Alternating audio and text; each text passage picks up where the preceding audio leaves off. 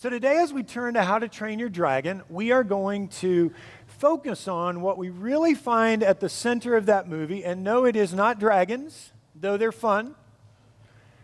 At the center of that movie really is a glimpse of parenting. Child to parent and parent to child. And let me say more about that. Here we have in the movie a group of Vikings who live on the island of Berk. It is beautiful this time of year. They live on the island of Berk, and because they are constantly being attacked by dragons, they begin to just think that their purpose must be to fight dragons, and even more so to kill dragons. And so their leader, Stoic the Vast, this mighty, big, strong Viking, he, as their leader, not only chimes in and says, yep, this definitely is our purpose, he helps them to live out that purpose every day. And this is where the parenting side of the movie comes in. You see, Stoic the Vast has a son, and his son's name is Hiccup. And he is a teenager who is small for his age, who is not good at any of the things Vikings would be good at. It's fun when, Dad kind of hands him whatever, those big things you'd fight dragons with, and he can barely hold it. And what we have in the midst of that is this son who desperately wants to please his father. He wants to be who Dad wants him to be. And yet he becomes convinced, because of an interaction he has with a dragon, he becomes convinced that not only is this not a worthy cause, it's the wrong thing to do. And so here we have in our movie a father who wants to affirm his son, but he's struggling with that. We have a son who wants to please his father, but he just feels like a disappointment. And in the midst of that, and we all experience this as parents and children, in the midst of that, it's hard for them to connect. It's hard for them to communicate. And so we catch a glimpse of that in this scene. If you want to bring the lights down, give a look and a listen. Hiccup. Dad, I have to talk to you, Dad. I need to speak with you too, son. I think it's time you learn to fight dragons. What? You go first. No, you go first. All right. You get your wish. Dragon training. You start in the morning. Oh, man, I should have gone first. 'Cause I was thinking, we have a surplus of dragon-fighting Vikings, but do we have enough bread-making Vikings or small home repair Vikings? You'll need this. I don't want to fight dragons.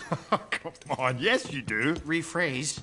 Dad, I can't kill dragons. But you will kill dragons. No, I'm really very extra sure that I won't. It's time, Hiccup. Can you not hear me? This is serious, son. When you carry this axe, you carry all of us with you. Which means you walk like us, you talk like us, you think like us. No more of this. You just gestured to all of me. Deal? This conversation is feeling very one-sided. Deal? Deal. Good. Train hard. I'll be back. Probably. And I'll be here. Maybe.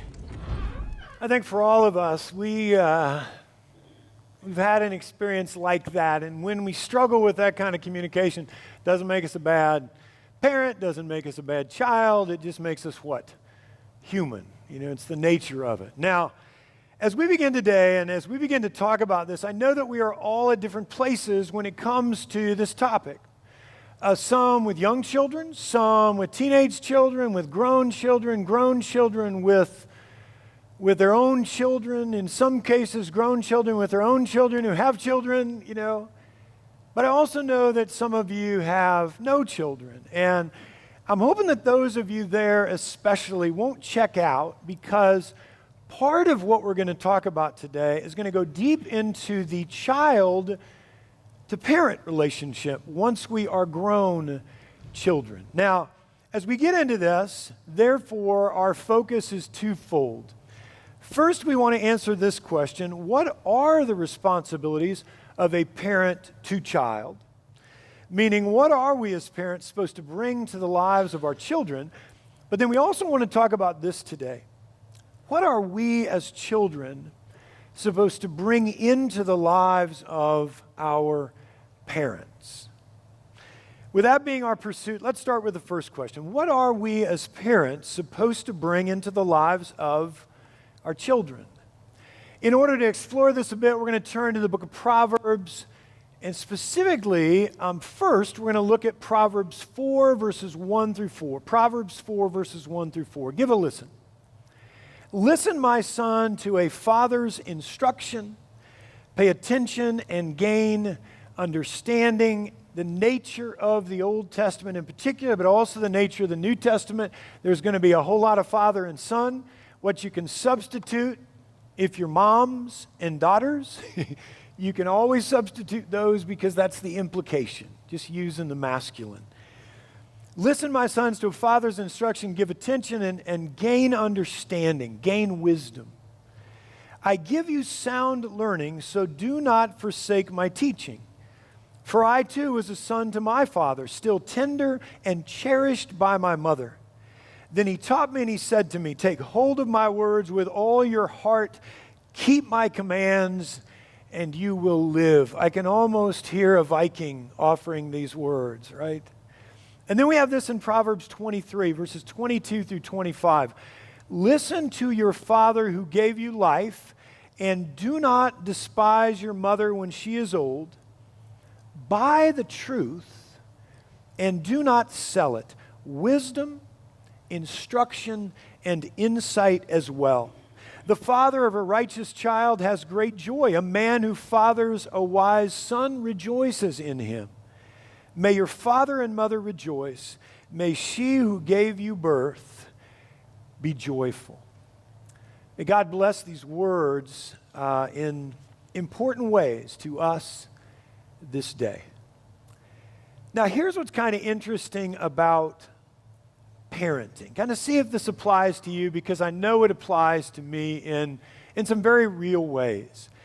Most people enter into parenthood, without ever really asking the question, okay, what am I supposed to accomplish in the midst of all this? What is my purpose as a parent?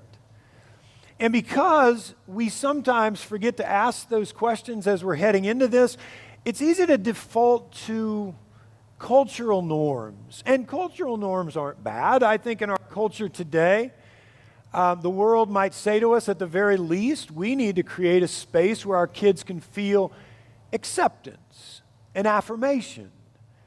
But here's the deal with that. As good as those things are, as important as those things are, that's not the primary thing that Proverbs points us to here. Instead, according to Proverbs, the number one goal, the primary goal, out of which all other things move, the primary goal of parenting is to help your children become wise. Or the primary job that a parent has in the parent-to-child relationship is to impart wisdom.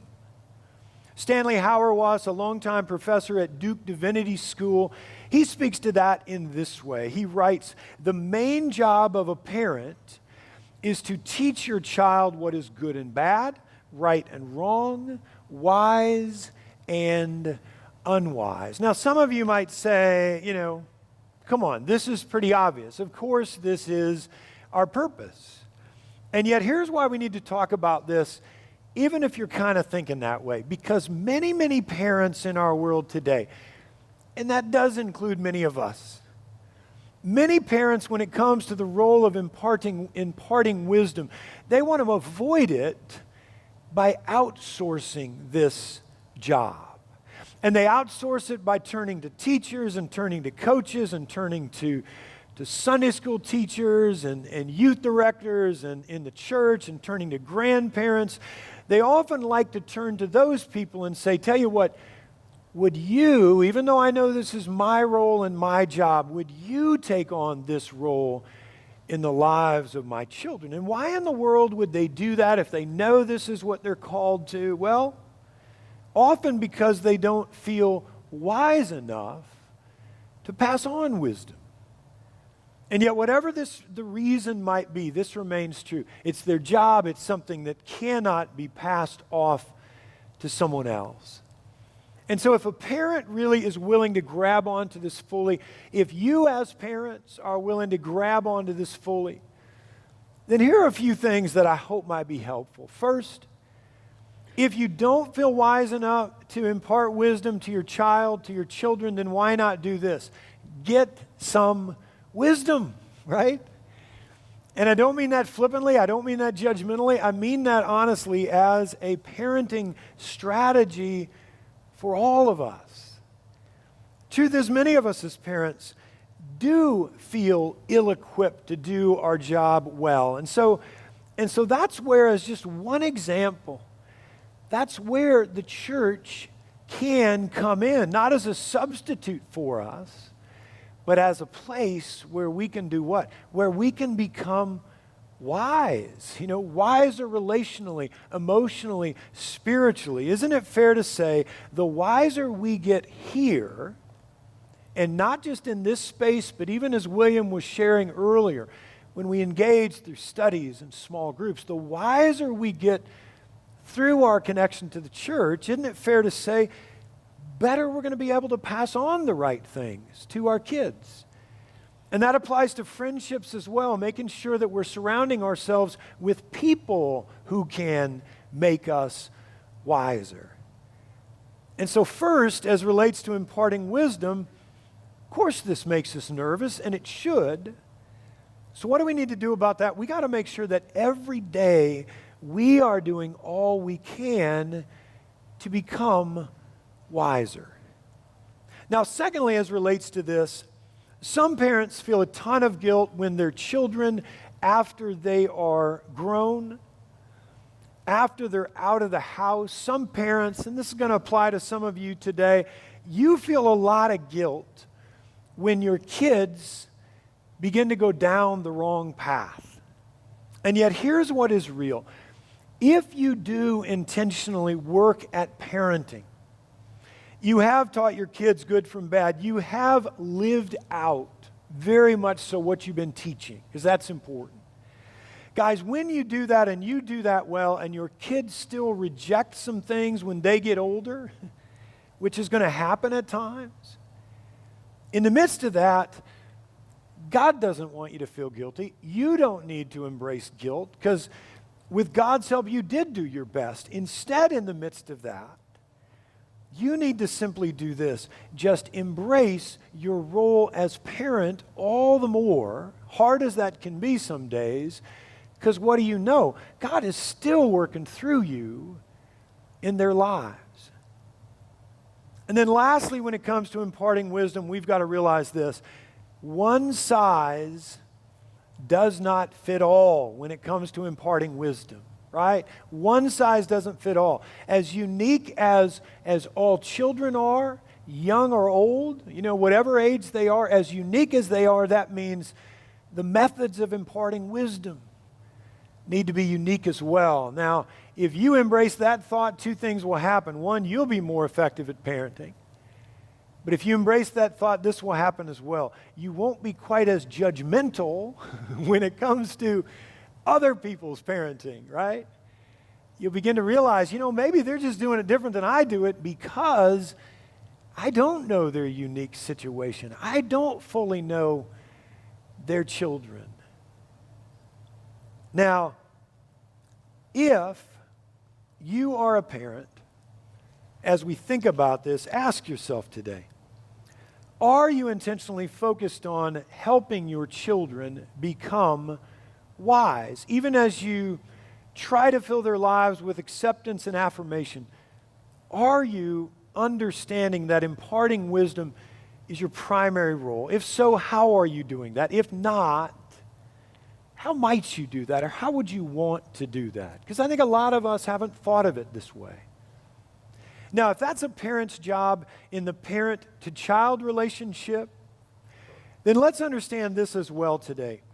that a child's job as they get older, for us as grown children, for us as children that are older even if we are still in the home, the job of a child primarily is this: to find ways to honor their parents.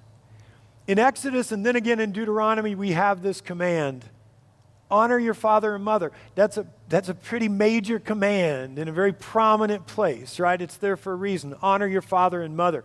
2 times in Matthew, 2 times in the Gospel of Mark, 1 time in Luke, we have Jesus echoing and reaffirming that very same thing, saying to us, honor your father, honor your mother. Now, it's important for us to recognize the significance of this word, right? When the 10 Commandments are formed, why is it honor? Why isn't it something else? When Jesus reaffirms this, why doesn't he tweak it a bit? Well, because honor is there for a reason, meaning this: what we're not primarily called to do in this child-to-parent relationship, and again, we're talking about when we are grown, young adults, beyond that. What we're not primarily called to do is to trust them, is to admire them, as just a couple of examples. And here's why it's important to say that. Because while some of us can do that without missing a beat, some of you can't, because of the environments that you've grown up in. Think of the young woman that I read the quotes from today. The challenge here is when some of you don't trust, don't admire, what do you think? You think, I'm a bad son, I'm a bad daughter. No, if we were in your situation, that's where we'd be as well. So especially if you feel like you can't trust, you can't admire, you can do this in any situation, doing exactly what all of us are called to do, to honor mom and dad. So as we wind things down, especially if this seems like a difficult thing to do, here's some things that I hope can help us.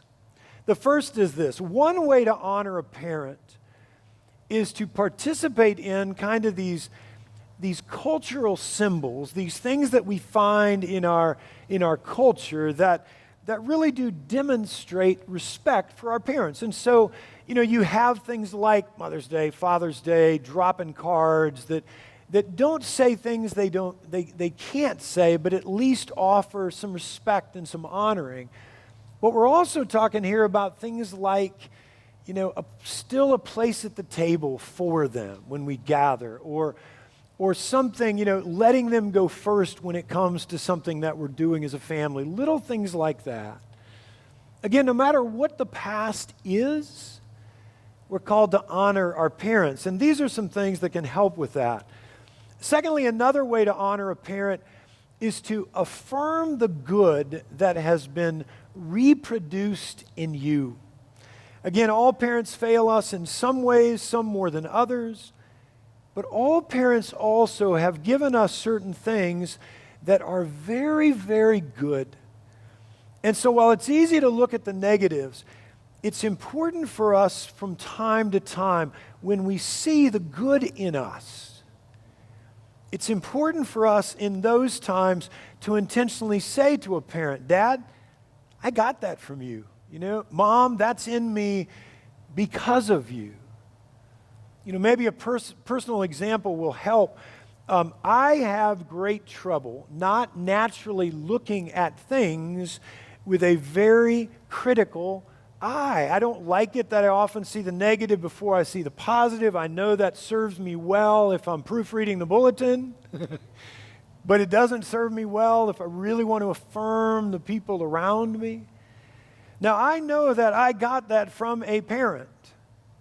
And they would say the exact same thing, though I'm glad they're not here today, right? They would say the exact same thing.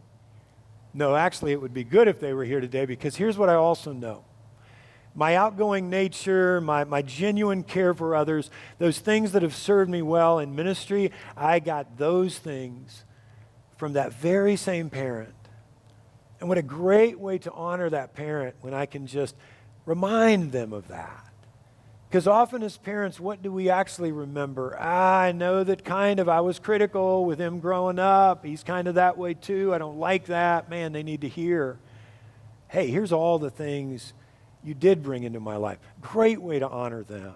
Here's a third way to honor a parent: to allow them to change and to grow, to not box them in, to know that it is a sin for us to ever say, that's how they've always been and that's how they will always be, Truth is, God's working in all of us. God is growing and changing all of us. When we see even the slightest growth in them, a great way to honor them is to point it out, to celebrate it. Far too often we see our parents as they were, not as they really are. And if that's the reality, we need to change that. I love it that some of you are worshiping with your parents today and with your children today. Perfect. Or how about this? This can be tough. Another way to honor our parents is to forgive them. Forgiving them for past hurts, forgiving them for past mistakes. In Proverbs 20:20, we find these words: if a man curses his father or mother, his lamp will be snuffed out in pitch darkness. In other words, if we keep resentment alive in our child-to-parent relationship, then that not only hurts us, that not only shapes our lives in some negative ways, that also gets in the way of this call to honor father and mother. And then here's a last thing, a final way to honor them. Just giving you some examples. We can honor them also by breaking free from them. We can only go very, very deep in our relationships with our parents. We can only truly begin to honor them when we're not only relating to them in order to please them,